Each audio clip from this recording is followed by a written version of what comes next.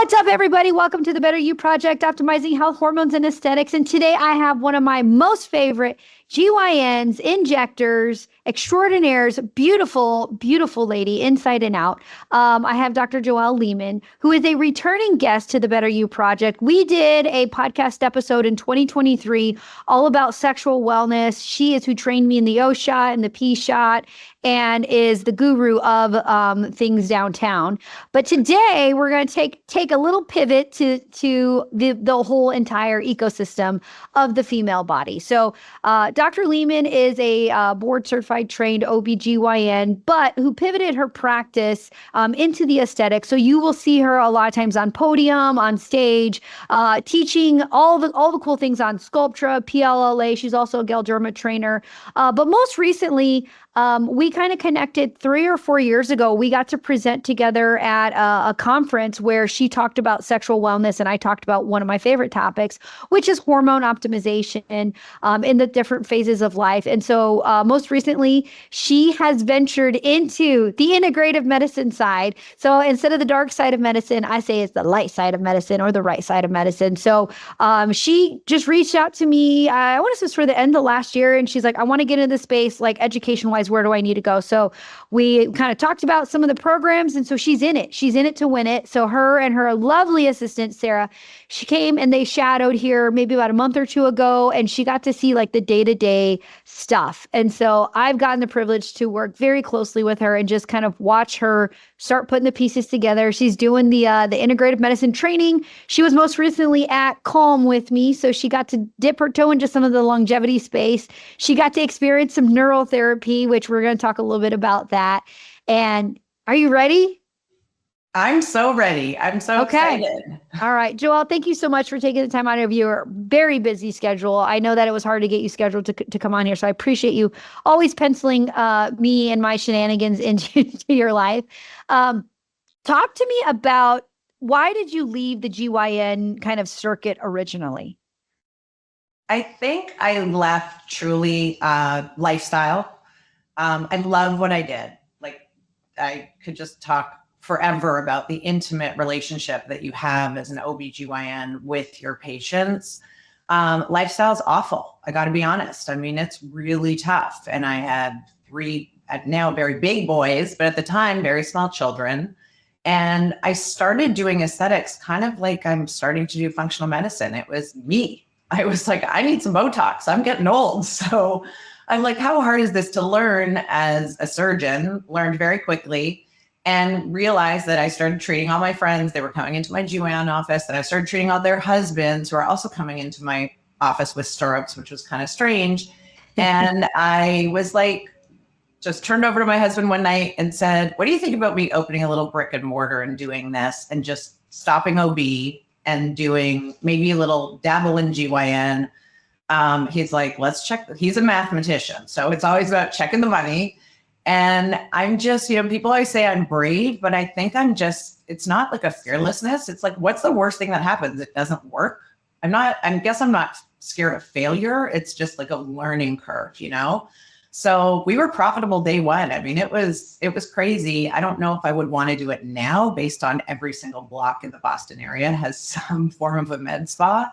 But then it was 10, 11 years ago, and it was great. And I started with body contouring. We did aesthetic treatment. But what was so cool about the whole experience is within a year and a half of being in practice, I learned about the O shot and P shot, and my 2 worlds just were like, they combined. And I've been doing that for many years. And now obviously I do teach for Cellular Medicine Association, but wow, it's been a whirlwind. So I got into the functional spaces. Here I am again going, menopause sucks and nobody's helping me. So I better just learn how to do it myself. So of course I just called my dear friend, Lexi Yu, and said, how do I do this? I want to get my fellowship.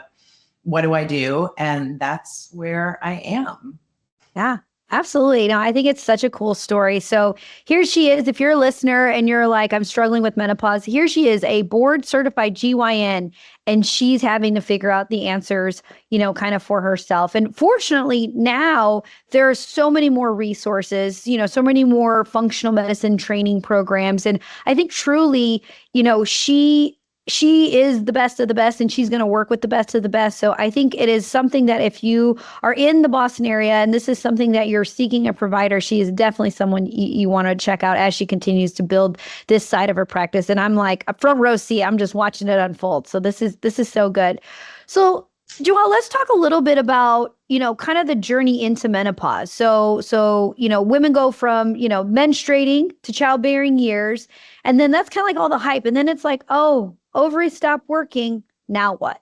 Right. So like, what are some of the things, the hormonal shifts that's happening during the menopause phase? Yeah, I mean, I think what's interesting, and remember, I didn't mention before, maybe we'll talk about this a little bit, but man, being in practice when the WHI study came out it was a nightmare, right? And it changed everything that we did.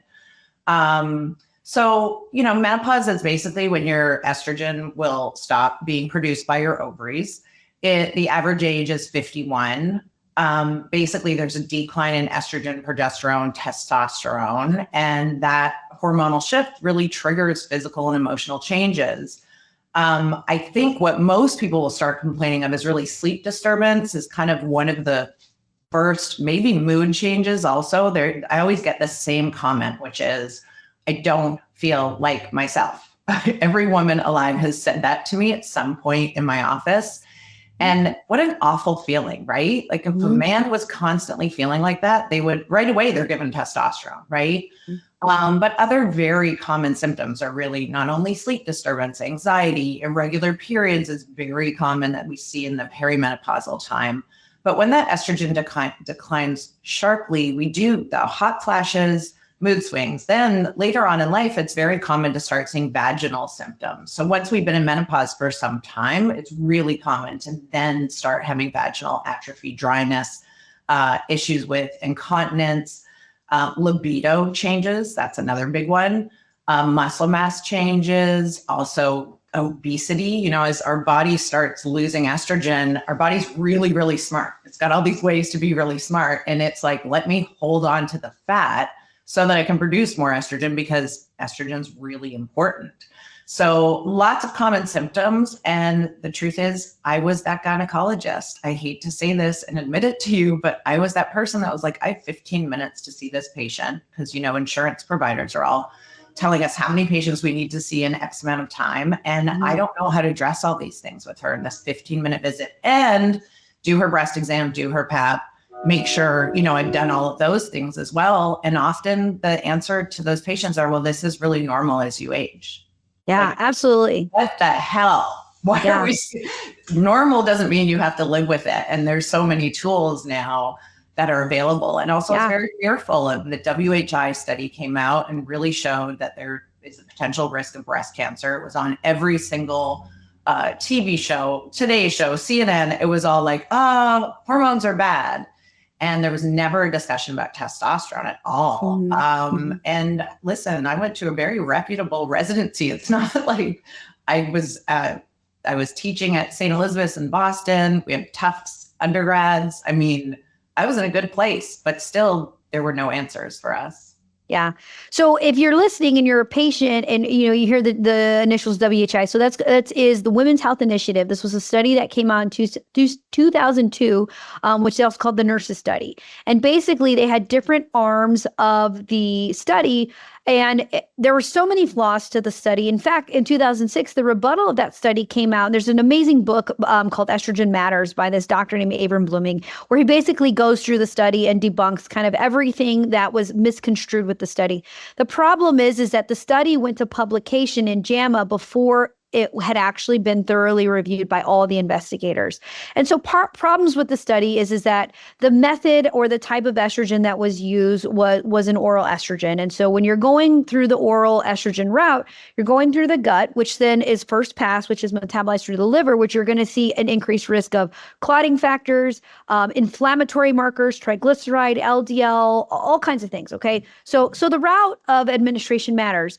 I know that Joelle and I have talked a lot about this, in that, Joelle is also educated in pellet therapy. And so I always tell my patients the 3 types of modalities that I love when it comes to estrogen replacement in women is pellets, patches, and topicals. I don't do oral estrogen in my patients. And again, that's a personal choice, but I just looking at the pharmacokinetics of it doesn't make sense for the risk and benefits of what you get with the other modalities. The other thing that's really cool is that in that study is that they labeled progesterone as progesterone is what it's actually progestins, which is a synthetic progesterone, is actually what was linked to the breast cancer. But unfortunately, I always say estrogen got blamed for what progestins did. And so in the study, they looked at synthetic progestin, which is made out of like a pregnant horse pee. And so unfortunately, again, that is going to bind to the affinity of some of those cancer receptors, and that's where the risk of breast cancer comes from. What they actually found when they went back and reviewed it is that women on estrogen had a reduced risk of breast cancer when it was actually used alone, which is crazy. Then the other thing with that WHI study is the timing hypothesis, and so we want to make sure we capture the women within the 10 plus or minus 10 years of that window. And just as Joelle said, the average age of menopause is 51. You want to start that like in the 40s, up to about 60. Now, the question becomes is if they're older than 60, can I start hormones? Again, it becomes a conversation with a patient and a risk stratification, looking at, where are you at from a heart disease perspective and plaque and all those things. Fun fact, Joelle, in 2002, I was in high school. I was graduating high school. Yeah, thanks. Yeah, that's really nice of you. I appreciate you so much. You little peanut. I love you so much. The other really cool piece of research that Joelle and I have talked to at length, and Joelle, I hope you can share a little bit about this, is the testosterone piece of it is often overlooked, right? And so, so much in the traditional education, menopause, it's like estrogen and progesterone. Nobody talks about testosterone. And the beautiful thing about testosterone is if you think about women who have had breast cancer, estrogen-driven breast cancer, right? And so when I'm talking to them about getting on hormones, they're like, oh, no, I can't get on hormones. I'm like, well, you can get on testosterone. The cool thing is testosterone will reduce the risk of menopause symptoms by 70%. Yeah. And so what's amazing with that is that you can help so many patients without using the estrogen if that's not an option or if the patient doesn't feel comfortable with it. So, Joelle, can you talk a little bit about the testosterone piece of how that can help with the menopause?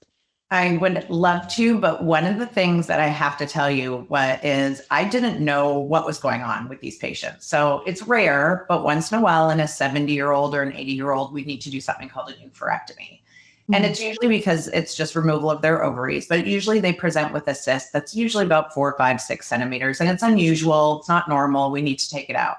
And every single one of these, we call them elderly patients, would come in, get their ovaries removed and have miserable hot flashes. And they're like, what is going on? I thought I went through menopause in my 50s. I have not had any hot flashes. And all of a sudden they started having all of these symptoms. Well, guess what? There was still testosterone. And so that already shows you how much testosterone plays a role, because if you're 80 plus, and let's say they were never on hormones, 30 years after they'd gone through menopause, they're now seeing the effects like they just went through surgical or immediate menopause. So that kind of clued me in to testosterone does play a role. I mean, we know it plays more of a role also in other things, but I just wanted to bring that up because I think that was really, really unusual that we would see that, but nobody was teaching us at that point, tell your patients be prepared. They're going to have this feeling of instant menopause with mood disturbances, sleep disturbances, even though they've been stable with their estrogen levels for like a good 30 years. So that already tells you testosterone plays a huge role. But we have a testosterone receptor on almost every cell of our body. And therefore, as soon as I start my patients, and it's funny, I started doing this about 8 months ago, and we already have close to 100 people on it.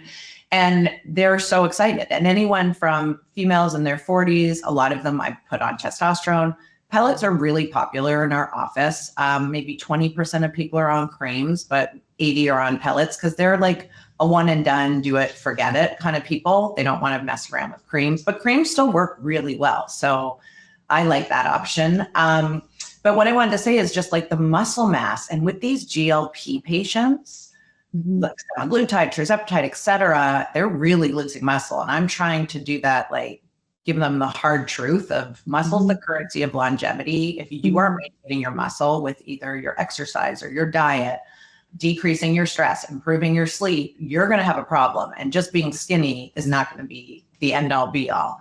So we know that testosterone does improve sleep, improves mood, improves energy, libido, muscle mass, and it's preventative from breast cancer, which is like, why wouldn't you use this? And you can really titrate your dose to be kind of in this perfect sweet spot with patients.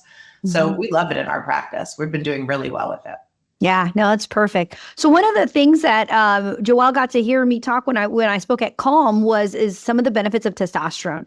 There's an amazing study. I think it's called the Dayton study. It's out of Ohio. This amazing researcher, breast oncologist named Dr. Rebecca Glaser. Look her up if you're listening and you're like, what is she talking about? Testosterone will bind to the estrogen receptors, which will then in turn block the ability for estrogen to then proliferate on that cell. And so when we talk about, the protective mechanisms of testosterone is because it literally blocks that receptor. So this way you're able to stop that proliferative effect of the estrogen.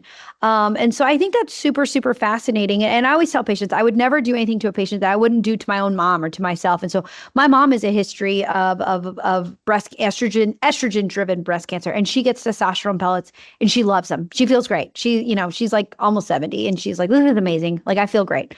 So I think there's a lot of big, and I know you know this, Joelle, there's a lot of big misconceptions, even sometimes debunking some of what you learned a long time ago. And it's like, let's look at the research. Like, why are we recommending this when we know kind of pathophysiology, how this actually works? So no, I think that's great. I think that's really, really good. I think also, as you talk about misconceptions, the biggest misconception is it causes breast cancer. And there's no question that is the biggest misconception. But other things like, oh, I'm going to have a beard. Somebody looked up, they're going to have clitoromegaly. Well, here's the thing about your clitoris, to be honest. When you lose estrogen, it disappears. So there goes your sexual pleasure. And having a little bit of an increased blood flow to the clitoris, and obviously we can talk about O shots and whatnot, but testosterone actually improves that. It doesn't mean you're going to grow a penis. You're not going to grow a beard. But that is a common misconception. And then weight gain. People are so concerned about gaining weight. So I think that's a huge issue for patients. Yeah. But, if you want to protect your brain health, your heart, your bone function, your muscle, and your vaginal health, you need a hormone. Mm-hmm. Yeah, absolutely. Since you are the guru of everything downtown, can you talk a little bit about the impact of estrogen on, this is common stuff we see, vaginal dryness, the UTI, and kind of estrogen connection, pelvic health, orgasm. And again, I've taken courses, where I've heard you lecture and I'm like, this is so good. So I want you to talk just a little bit about, so patients can kind of understand the connection. Yeah. So I usually use, when I'm speaking to my patient and they're like, are you sure I need estrogen both internally and also on the vagina? And I said, well, do you take collagen in your coffee? Because that, of course, is like a big thing now. Mm-hmm. Yeah. I put collagen in my coffee and I said, do you still use skincare? And they are like, oh, yeah, that's exactly the same thing. So yes, internally getting estrogen or testosterone will improve the vaginal milieu.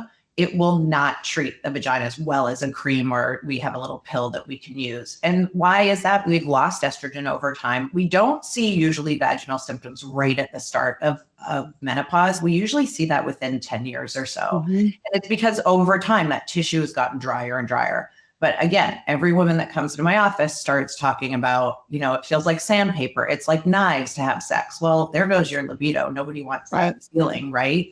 But why we see these urinary symptoms is really because the estrogen receptors, like in our urethra, for example, they start not having enough estrogen. So once we give them estrogen, let me go back. So when they don't have enough estrogen, what happens is the muscle itself will just become a little atrophied.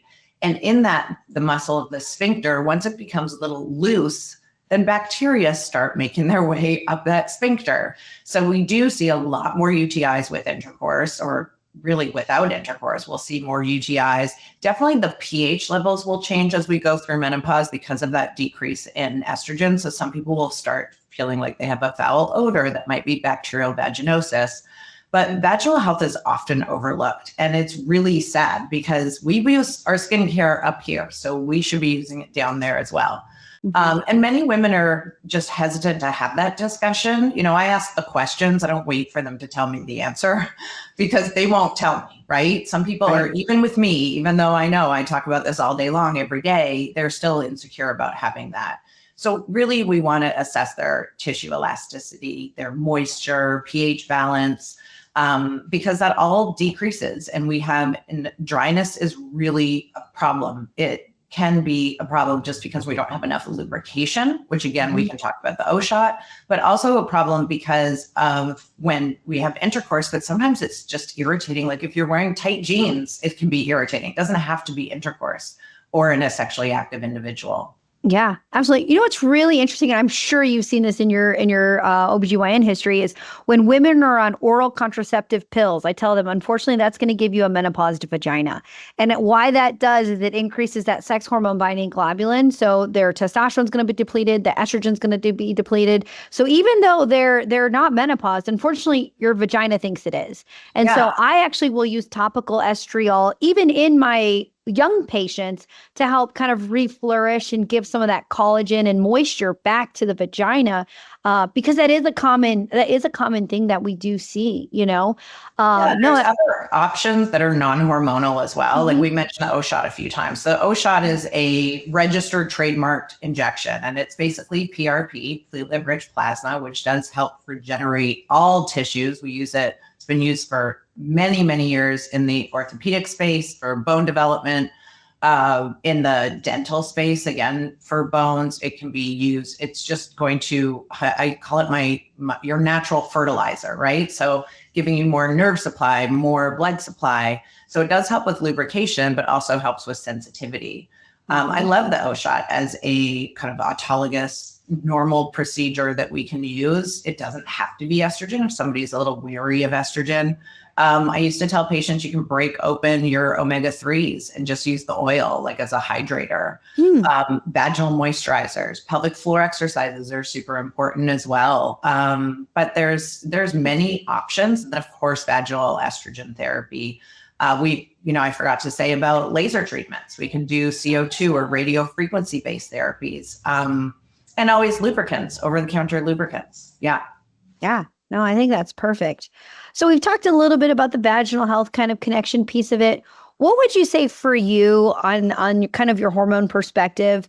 What do you feel like is the piece of information that changed your mind about hormones or your perspective on the safety of hormones? Yeah, well, I think, first of all, we knew in 2002 that study, excuse my language, but sucked. It was awful. Yeah. And mostly it was just the patient population because they took these very overweight patients who are already at risk for all kinds of problems with breast cancer. I mean, if you're fat and a drinker, you're going to get breast cancer long-term because you have way too much estrogen. Then they used a synthetic progestin. So I think just really, and what's so sad is after that study, we actually didn't see an influx of people using hormones. It's like that one study just changed our mind forever. You know, so I'm kind of like, well, why we have all the debunked studies that support hormone health. So why are we all doing hormones? But for me, I think it was just really personal. On a personal note, I am a breast cancer survivor of almost 15 years in May. Yay, yay. Yeah. Yeah, very exciting. And I was frightened to death about adding, and I've had a double mastectomy. I don't have breast tissue. So what's my big fear? So I started on testosterone. I had awful symptoms and I was the classic, I just don't feel like myself.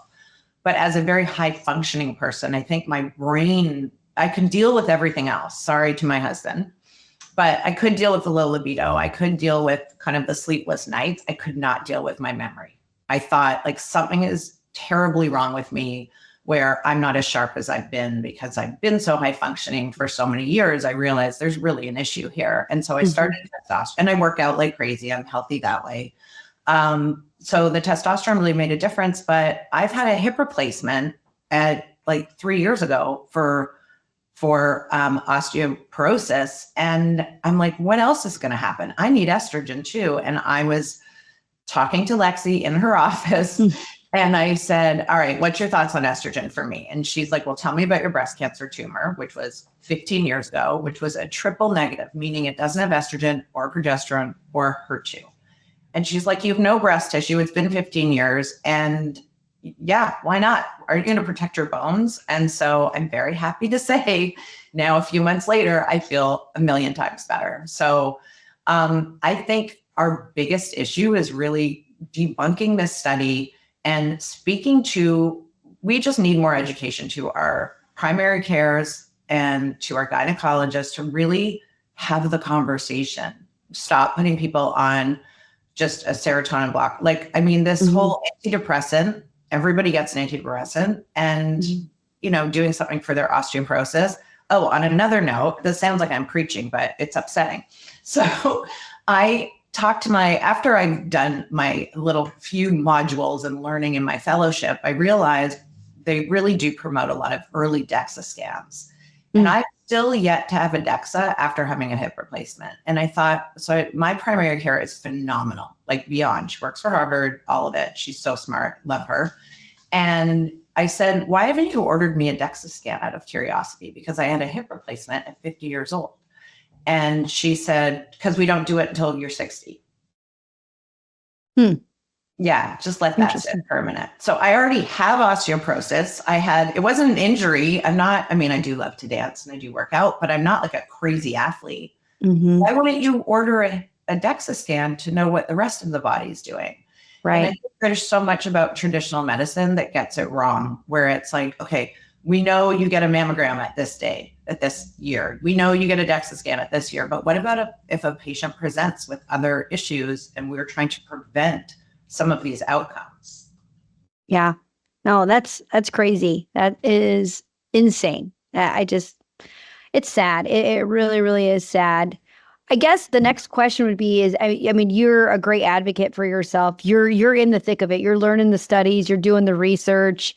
You text me like, hey, have you heard of this? Or, is this normal? Do I need to check my labs again? And I love it. I love it because I am not their age. I'm not of that age yet, but like, it's almost like I'm learning it with you because I haven't, and this is kind of why I wanted you on the podcast because I wanted you to talk about like, you're in the thick of it and you're learning it. So like, you're able to speak to it from a more real personal level. What advice would you give to maybe someone or, someone who just feels lost? Like, I don't even know where to go. My primary says HRT is awful. Like, what would be your like advice to someone like that? Call me or Lexi. No. The first thing is I do like when I hear back that you're hearing that it's normal. What I don't like, and I feel we can do a better job as traditional physicians or NPs or PAs, is that you say, okay, here are things that you can do to improve without just a medication, right? Talking a little bit about, first of all, taking the time, because it's funny, my appointments were 15 minutes and now they're an hour. I know that talking to a woman about their hormone health takes me an hour. I want to give them the time they need. And I would say, if you're suffering with any of these things, just even like irregular periods or wanting to know in the next 10 years, you're 40 something and you want to know, how can I protect my health? What can I do? Find a provider that actually takes time, because every person has a unique situation. This is not a puzzle piece that just fits into a puzzle. It takes some work. Review your symptoms, make sure you have a comprehensive care plan with lab work, et cetera, and really be your own advocate to hormones. Whether it is finding unfortunately, it usually costs money because insurance does not cover these things, but finding a professional in your area that really does promote hormone health. And I think it's, I heard this on a podcast. It was probably your podcast, to be honest, Lexi, but I heard It's amazing the people that show up in their Porsches with their, Hermes handbags and they don't want to spend money on their labs. Like this is the stuff you should be spending money on, to be honest. It's your health. And we have to think about our health span and not just our lifespan, because we want to be living very healthy into our older age and not be with, dementia for 20 years of our last years. So knowing it's normal, I think, is really a positive thing. It is important to hear, okay, I'm not unusual. This is what other women are going through, but just dealing with it and living with it is not really optimizing your hormone health or your lifespan or health span. Right. No, that's perfect. I know this is kind of not on the question list, but I'm going to have you talk about it anyway. Can you talk or speak to a little bit about the thyroid piece of it for you, and kind of how, I know that you kind of tried something and then you're like messing with it and you're like, help, this is not working. Can you talk a little bit about some of those symptoms? Because a lot of times they look like menopause. Yeah, well, we always checked thyroid when we were, when people came in with menopausal symptoms, because they look exactly the same, and the sleep disturbance and the just have low energy, lack of clarity, different issues with kind of how you are tolerating temperature. But, I love to, I'm not going to mention her name because I don't ever want to call her out. I absolutely love my primary care and she's brilliant. I just speak to it because she's at the Harvard medical group. So like, we're not smarter than that in this country, right? And I went to her and said, I've been with thyroid for now 20 years. And it was actually diagnosed through an infertility specialist, because I started having repeat miscarriages. I had no issue at all getting pregnant, but I miscarried twice quite late. And they found TPO antibodies. And they said, and this is just one of these people who are kind of just thinking outside the box, she was amazing, and said, why don't we just put you on a whiff of thyroid, because your labs are all normal, but you're miscarrying and you've got TPO antibodies. So she kind of knew before this was really commonplace that this is going to end up being Hashimoto's at some point. So that's where I started. And in 20 years, I really never talked about free T3. I never talked about the importance of like a full thyroid panel. They just watched my TSH, which is very typical in the traditional medicine world. And when I had gone to my primary recently and said, okay, I want to know when the last time we checked my free T3. And she said, we can't. And I said, why?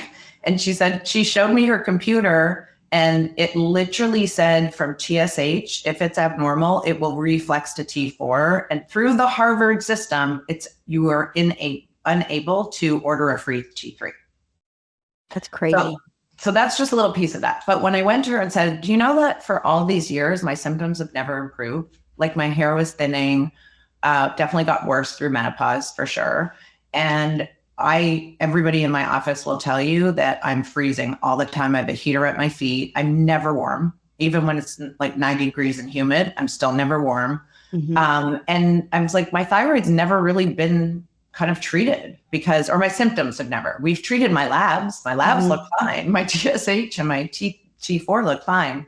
So I spoke to Lexi about like, what are my other options? Why aren't we using either formulated T3 or a combination of T4, T3. So I think the thyroid's a really tough one because it's just absolutely so common and we're not really treating it right. Right. Yeah, no, absolutely. I think that's definitely something. If you are a menopause patient and you're not local to get care with me or Dr. Lieman, I would really advocate for yourself, not only to check a hormone panel, but please check a full thyroid panel, because there are pieces to that puzzle that can help accelerate some of your success and your results. If you ever get to see Dr. Lieman, she's gorgeous, beautiful, tall, fit.